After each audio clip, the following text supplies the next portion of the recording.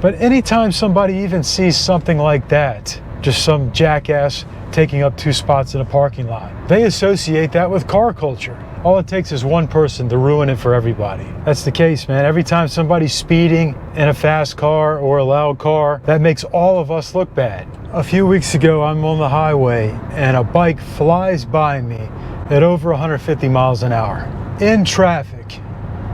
By the time I could hear him, he was passing me. And I mean, he was literally a foot from my mirror. I was so pissed. And I'm somebody that likes speed. I'm an adrenaline junkie. But not through traffic, man. Come on. Katie's Cars and Coffee in Great Falls, Virginia has had several problems lately. Noise complaints, people revving their engines, people doing burnout, just driving like maniacs. Mikey and Mel's Cruise Inn has had issues lately. Practically every Cars and Coffee has had problems. Whether it's noise complaints, people driving aggressively, acting like idiots. All it takes is one person to ruin it for everybody. Really a great time to be a car enthusiast. We have more events than ever. We have all of these Cars and Coffee shows. We have concourse shows. There's always something going on, always a new event popping up or a rally to attend. It's really amazing. And social media connects us all. It's created a lot of problems, but it's also connected us together.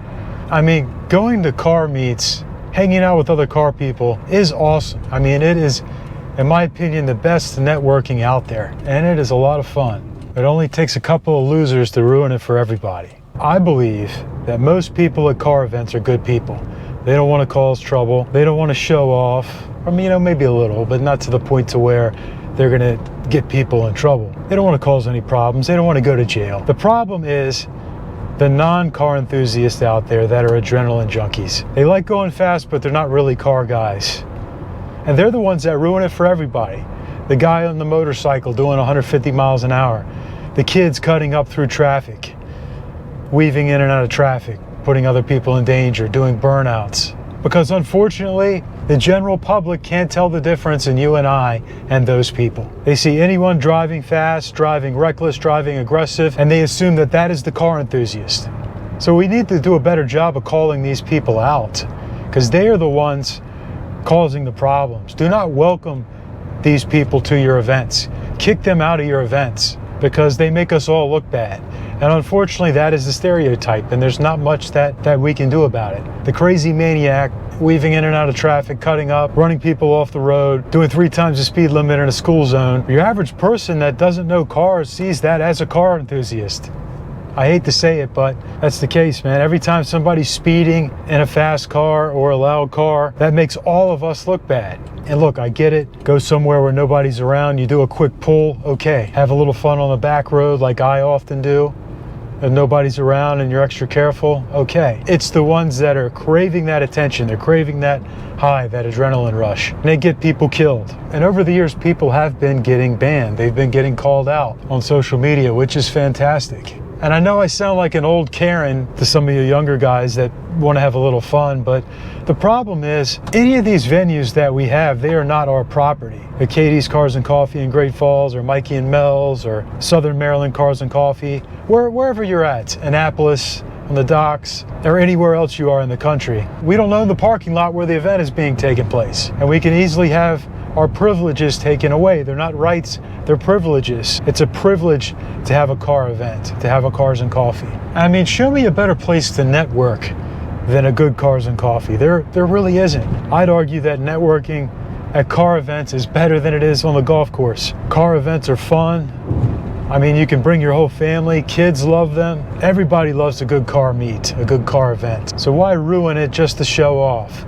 If you want to show off, go to the track, go to an airfield. Yeah, it's going to be more expensive, but it's the way it should be.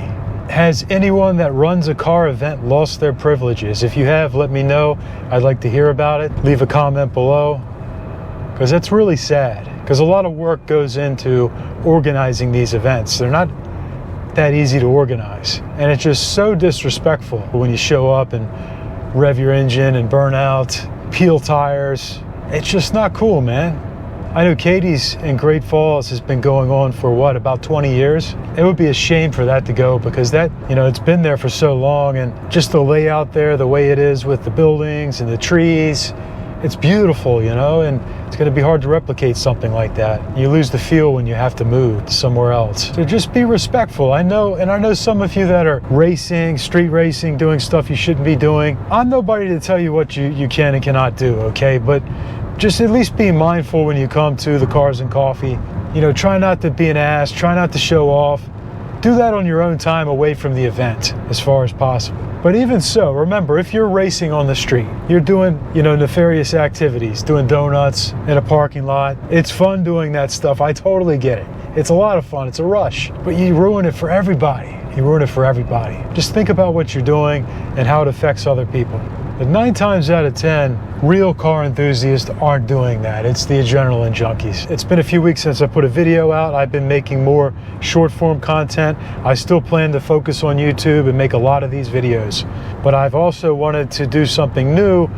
I started a new series on TikTok, Instagram. They're also on here on YouTube Shorts, called Cars You Never See. And I do a 1 minute, 30-second video, quick, short video on a rare car or a car that you don't see anymore. I just did the Ford GT90, the concept car. I've done, you know, lots of rare Ferraris, the Ferrari FXX, the Ferrari 575 Super America, Porsche 959, Porsche Yellowbird, lots of cool cars. So if that's your thing, check those out. Leave me a comment if there's a car you want me to cover. I've definitely been having fun with that. If you want me to talk about anything else car related in a long format YouTube video, feel free to let me know. I could always use good ideas. Most Cars and Coffee events are at the crack of dawn on Sunday mornings when everybody's asleep. So people are going to be sensitive, extra sensitive to loud engines, loud noises, people driving like maniacs. That's another reason we just have to be extra careful that early in the morning. And I know some of you are desensitized too. You're always around cars. You have loud cars and it may not bother you, but to people that don't like it, it's annoying. Try to think about other people first. But I really do believe that aggressive driving in general is affecting us as car enthusiasts. And it's often from the non-car enthusiasts, the people that are just adrenaline junkies. Because the general public can't tell us apart. Some maniac that's doing 150 miles an hour on a motorcycle, they're gonna look at him and they're gonna look at you with your clean sports car and think that's the same person or the same type of person. Sad but true. Another thing I'm looking forward to getting into are press cars.